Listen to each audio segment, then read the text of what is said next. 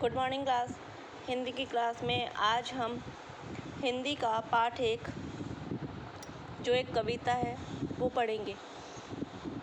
कविता का नाम है करे सेवा समर्पण से।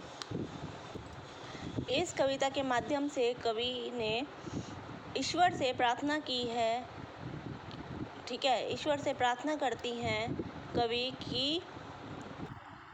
कि हम सभी व्यक्ति में प्यार, प्रेम, करुणा, ठीक है, दया, क्षमा, इसकी भावना बनी रहे।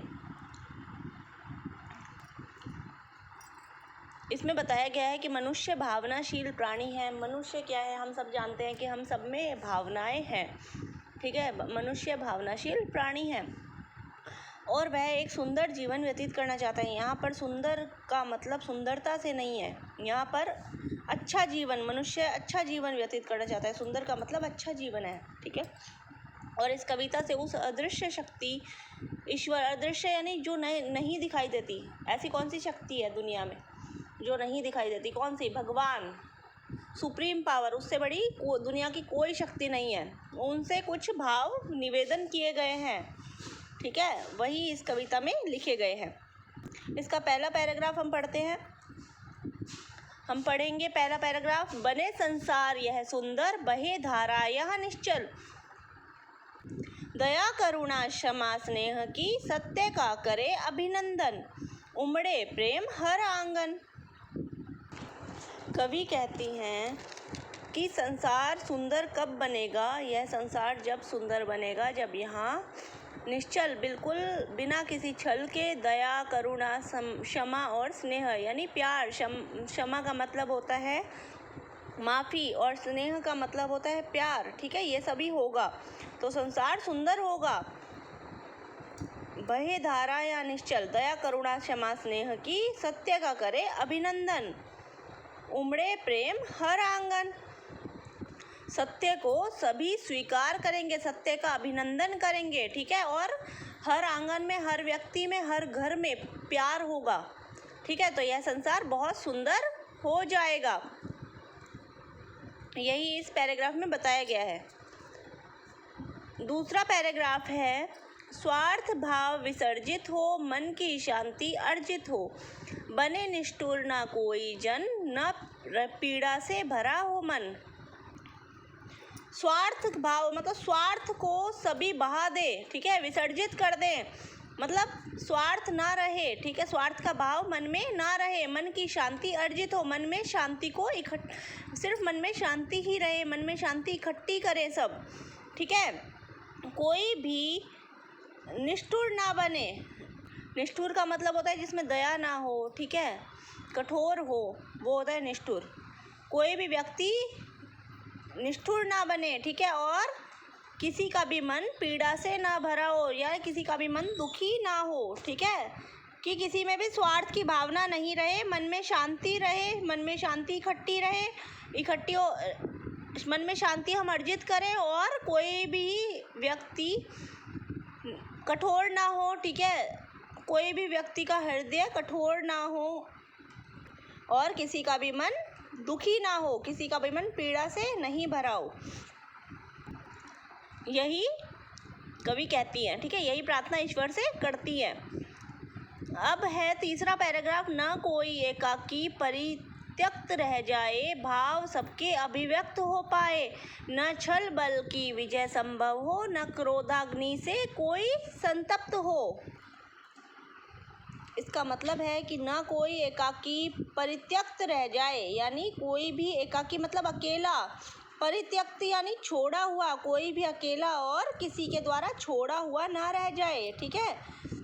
छोड़ा हुआ मतलब जैसे कोई अब किसी से बात नहीं करता, ठीक है, बिल्कुल सोचता ही है तो मैं तो इससे बात नहीं करूँगा, ठीक है, छोड़ दूँगा इसे, वो चीज़ कि कोई किसी से बात ना करे, ऐसा बिल्कुल ना हो, ठीक है, कोई भी अकेला ना रहे।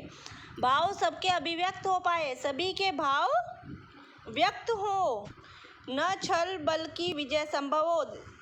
छल मतलब धोखा, बल मतलब पावर, विजय, छल बल की विजय संभव हो, मतलब छल से की गई कोई भी विजय विजय नहीं हो, ठीक है, विजय संभव नहीं हो, क्योंकि छल से किया हुआ कोई भी विजय नहीं होती, ठीक है। कोई भी जीत छल से या धोखे से हासिल की गई कोई भी जीत नहीं होती, ठीक है। यही इसमें बताया गया है। न क्रोधाग्नि से कोई संतप्त हो, क्रोध की अग्नि, क्रोध की ज्वाला या क्रोध की आग, ठीक है, किसी में भी क्रोध ना रहे, ठीक है, इसका मतलब यही है। कवि कहती है कि हे ईश्वर, कोई भी अकेला और किसी का छोड़ा हुआ ना हो, ठीक है, अकेला ना रह जाए, सबके भाव अभिव्यक्त हो जाए, सबके भाव दिखें, ठीक है, सबके भाव अभिव्यक्त हो पाए, और कोई भी छल कपट से कोई भी ना जीते, और किसी के अंदर भी क्रोध नहीं हो, ठीक है। इस पैराग्राफ का यही मतलब है। अब है लोभ का लेश न रहे शेष, सब एक दूजे को प्यारे हो, करे सेवा समर्पण से, न अहंकार ऊर्ध्वारे हो।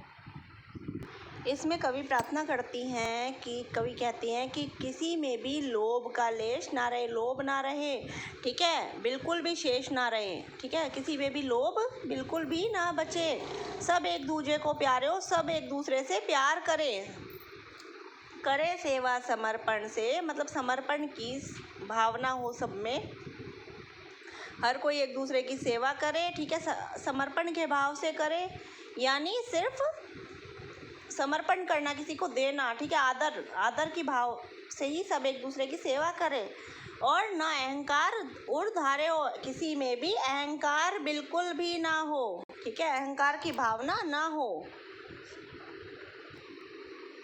यही कवि ने इस पैराग्राफ में बताया है, यही प्रार्थना की है कि किसी में भी लोभ लालच ना रहे, सब एक दूसरे से प्यार करे और समर्पण की भावना से एक दूसरे की सेवा करे, और किसी में भी अहंकार ना रहे, ठीक है। अब नेक्स्ट पैराग्राफ है, 5वां पैराग्राफ है हमारा।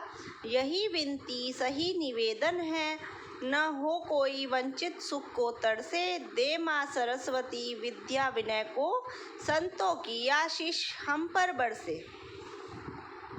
कवि कहती है कि यही विनती है, यही मेरी विनती है, यही मेरा निवेदन है, ठीक है, कि कोई भी सुख को तरसे नहीं, सब सुखी रहे संसार में, ठीक है, कोई भी सुख से वंचित ना रहे, सुख के बिना ना रहे।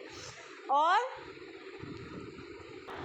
कवि सरस्वती माता से यह प्रार्थना करते हैं, ठीक है, कि हे सरस्वती माँ, हम सबको यह आशीर्वाद दो, हम सबको, हे विद्या की देवी, हमें आशीर्वाद दो कि कोई भी सुख से वंचित ना रहे, सबको यही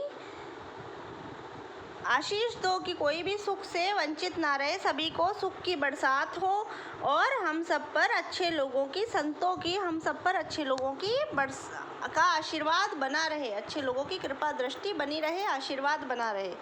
तो संत का मतलब यहाँ पे है साधु संतों से नहीं है, संत का मतलब है अच्छे लोगों से, ठीक है। तो अच्छे लोगों का आशीर्वाद हम पर बरसता रहे, हम पर बना रहे। तो इसी के माध्यम से कवि ने यह प्रार्थना की है, इस कविता के माध्यम से, ठीक है। कवि ने भगवान से प्रार्थना की है कि सभी को संसार में निश्चल बनाओ, सभी को किसी में भी स्वार्थ ना रहे, दया नहीं रहे, स्वार्थ नहीं रहे, दया रहे, ठीक है, क्षमा रहे, और प्यार की भावना हमेशा बनी रहे, और किसी के भी मन में लालच ना हो, हर कोई व्यक्ति एक दूसरे से प्यार करे, ठीक है, और प्यार की भावना ही एक दूसरे से व्यक्त करे। यही इस कविता के माध्यम से कवि ने प्रार्थना की है।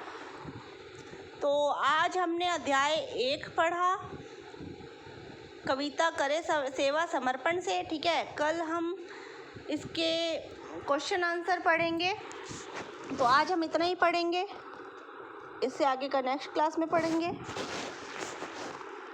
और मैं उम्मीद करती हूँ आप लोगों को समझ में आ गया होगा। कोई प्रॉब्लम है तो आप मुझसे पूछ सकते हैं। Thank you. तब तक आप अपना ख्याल रखिए, सेफ रहिए, सुरक्षित रहिए, और कोरोना से बचकर रहिए। Thank you so much. Take care all of you. मिलते हैं नेक्स्ट क्लास में।